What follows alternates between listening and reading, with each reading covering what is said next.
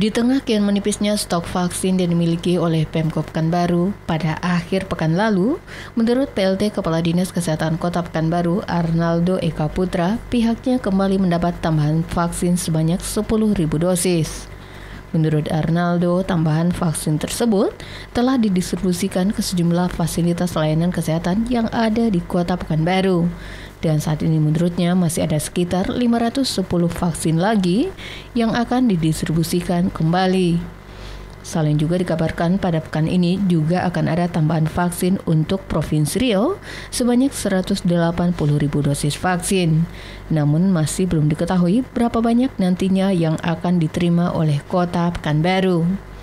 Diakui Naldo, tingginya animo masyarakat untuk mengikuti vaksin menyebabkan stok vaksin yang ada tidak lagi mencukupi. Ya, kemarin hari Sabtu udah datang 1.000 vial, artinya untuk 10.000 dosis.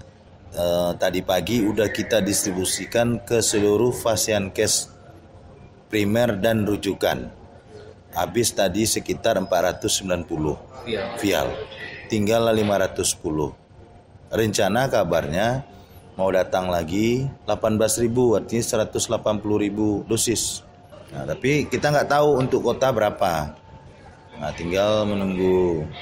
Kalau udah datang, nanti kita distribusikan lagi. Dan kalau untuk sekarang animo masyarakat kan udah tinggi terkait vaksin. Rencananya Pemkab Pekanbaru kembali akan melaksanakan vaksinasi massal jika vaksin yang dikirim oleh pemerintah pusat telah tersedia. Selain juga bis vaksinasi keliling juga kembali akan diaktifkan untuk menjangkau masyarakat yang berada di daerah pemukiman. Desi Suryani, Tim Liputan Barabas, melaporkan.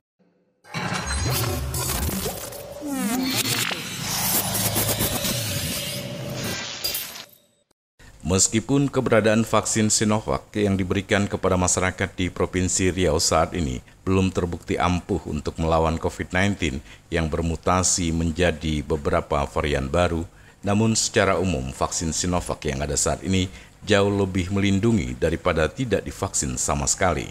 Hal ini disampaikan juru bicara penanganan COVID-19 Riau, Indra Yopi, ketika dikonfirmasi wartawan terkait adanya pemberitaan yang meragukan keampuhan vaksin Sinovac dalam melawan virus varian baru dari COVID-19 seperti Alpha varian, Beta varian, Gamma varian, dan Delta varian yang berasal dari India atau yang dikenal dengan B117.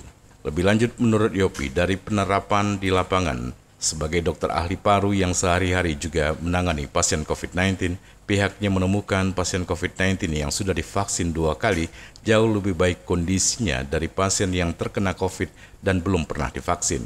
Oleh karena itulah Yopi berharap agar masyarakat tetap mau divaksin apapun jenis vaksinnya saat ini. Ini memang efektivitas untuk varian-varian yang sudah ada belum terbukti efektif. Belum terbukti karena masih butuh uji klinis lagi kan untuk apakah bisa dia menahan serangan varian-varian Delta, Alpha ataupun yang lain-lain. Cuman secara umum data kami yang merawat pasien COVID tapi sudah pernah divaksin 2 kali kemudian kena COVID, secara umum jauh lebih baik kondisinya dibandingkan orang yang kena COVID tapi nggak divaksin. Sama-sama kena COVID nih, sama-sama tidak mutasi misalnya, ataupun sama-sama mutasi misalnya gitu. Itu secara umum. Ini evidennya berdasarkan pemantauan di lapangan saja ya. Itu jarang yang kondisinya sampai berat sekali. Jadi rata-rata memang pasien-pasien yang meninggal kami temukan di rumah sakit itu memang belum divaksin. Tapi kalau udah divaksin kena COVID gitu ya, insya Allah secara umum lebih cepat penyembuhan, lebih baik. Tapi data pendukung penelitiannya tentu belum ada untuk masalah varian-varian. Artinya apapun itu yang sekarang ada vaksin, pakai vaksin yang ada. Prima Ermat, Tim Liputan Barabas melaporkan.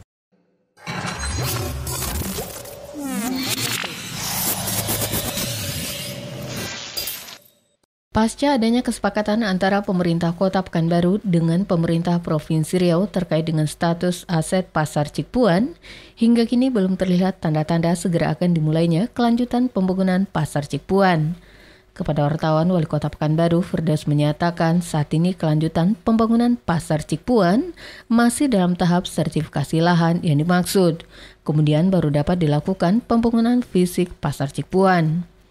Khusus untuk pembangunan Pasar Cikuan, Wali Kota menegaskan pihaknya lebih cenderung untuk pembangunan Pasar Cikuan diserahkan kepada pihak swasta. Sebab menurut pertimbangannya akan lebih menguntungkan jika dibandingkan pembangunan didanai oleh APBD. Karena dengan pihak swasta, semua biaya pembangunan sepenuhnya ditanggung oleh pihak swasta, berikut juga pemeliharaan serta operasional gedung. Sementara jika dengan APBD, tentunya akan kembali menambah beban baru bagi APBD. Kita melihat, menganalisa secara lebih dalam bahwa lahan yang strategis itu akan lebih bermanfaat banyak, ya kan? Bila mana itu dievaluasi ulang. Nah, katakanlah bangunan yang terbengkalai sekarang, kalau itu dilanjutkan dan diteruskan, itu masih membutuhkan uang yang cukup banyak. Nah, dan itu juga belum dapat menyelesaikan masalah. Di antaranya, kapasitasnya itu hanya 850. Sementara pedagang yang ada di sana lebih dari 1.000. Artinya kan ini belum menyelesaikan masalah. Yang kedua nanti, operasionalnya. Kalau masih dengan prinsip seperti itu, maka nanti juga beban operasionalnya setiap tahun juga akan besar. Itu akhirnya nanti itu akan membebani APBD terus. Tapi dengan prinsip kita kerjasama investasi dengan investor, maka semua win. Ya, pedagang juga win, untung, masyarakat Selain juga diterangkan Wali Kota, dengan bangunan yang ada saat ini, pembangunan lanjutan tidak dapat dilakukan begitu saja dan mesti dikaji ulang. Mengingat daya tampung gedung yang ada saat ini hanya untuk 850 orang pedagang. Sementara jumlah pedagang yang berada di Pasar Cikuan saat ini menurutnya lebih dari 1.000 pedagang. Sebab itu menurut Wali Kota, kelanjutan pembangunan Pasar Cikuan tidak dapat dilakukan secara terburu-buru. Desi Suryani, Tim Liputan Barabas, melaporkan.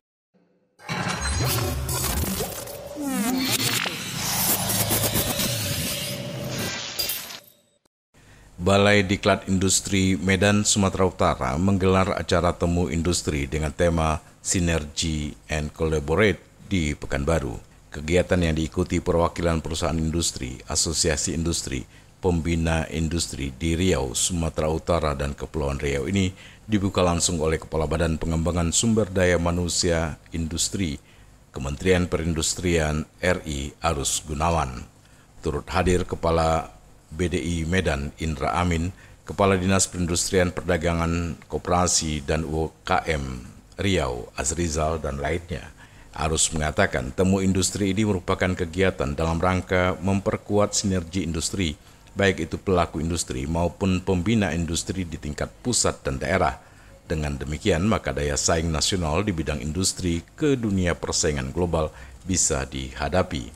Sementara Indra Amin berharap industri sawit di Riau ini tidak hanya sampai pada ekspor CPO, tapi bagaimana muncul industri-industri hilirisasi produk sawit di Provinsi Riau, sehingga bisa memperluas sektor lapangan usaha, kegiatan industri, dan sampai industri makanan. Tujuan inilah yang ingin dicapai dalam temu industri yang dilakukan secara berkala setiap tahunnya.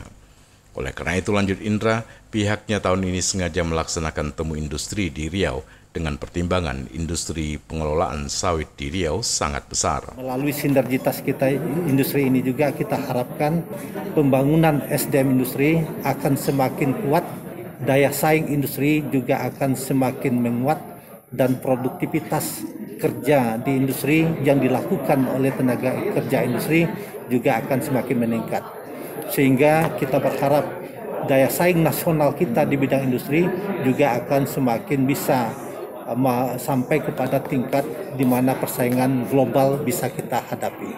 Kenapa dilaksanakan di Provinsi Riau, Pak, tahun ini? Tahun ini kita sengaja ambil kegiatan untuk dilaksanakan di Provinsi Riau karena industri pengolahan sawit itu sangat besar di Provinsi Riau. Dan tadi disampaikan juga oleh Pak Kadis, lebih dari 4 juta hektar lahan sawit kita, dan ini adalah salah satu komoditi ekspor yang besar yang menghasilkan devisa untuk bangsa dan negara.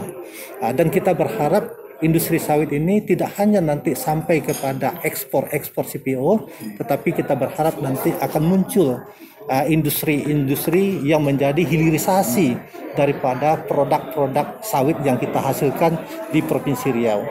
Sehingga hilirisasi inilah yang kita harapkan nanti akan makin memperluas sektor lapangan usaha dan kegiatan-kegiatan produksi sampai kepada industri-industri makanan yang ada di Provinsi Riau. Sementara itu, Kepala Dinas Perindustrian Perdagangan Koperasi dan UKM Riau, Azrizal, berharap dengan temu industri ini menghasilkan adanya peningkatan sumber daya industri di Riau. Pertama adalah akan adanya peningkatan sumber daya industri di Provinsi Riau, di mana dengan peningkatan sumber daya industri Provinsi Riau ini, kita berharap peningkatan kompetensi ini akan mendorong produktivitas daripada industri yang ada di Riau. Dengan produktivitas semakin meningkat, tentu kita berharap akan mendorong pertumbuhan ekonomi di Riau. Jadi sampaikan tadi bahwasanya industri Medan ini tidak hanya di bidang sawit, juga di bidang karet, juga di sektor makanan. Tentunya ini kita kolaborasikan potensi-potensi yang ada di Riau untuk bisa kita dorong ke depan untuk semakin maju, untuk semakin kompetitif untuk kemajuan Provinsi Riau. Prima Ermat, Tim Liputan Barabas melaporkan.